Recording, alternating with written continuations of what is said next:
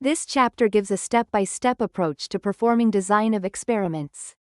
DOE, referencing earlier chapters for definitions and visualizations.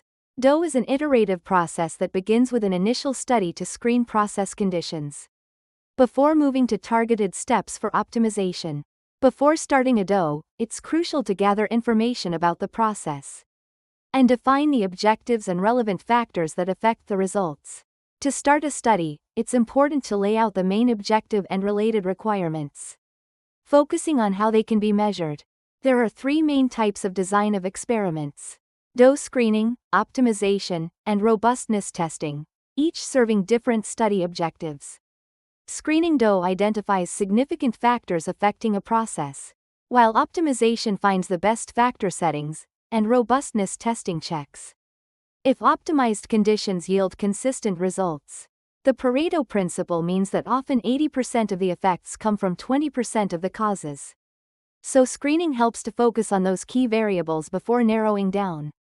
In optimization, you create a model to find the best settings for several factors, with the final settings often being a balance between multiple responses. Robustness testing checks how well a process holds up under minor changes to factor levels, making sure the responses stay within expected limits. Design considerations are key early on, since the objective will impact what design type is needed, and there's always a balance between info needed and experiments run.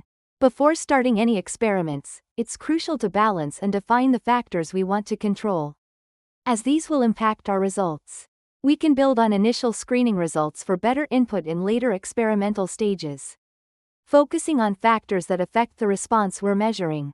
Constant variables, like temperature in protein chromatography, should be controlled during experiments to ensure reliable results, while the range of factors can vary depending on the experimental goals.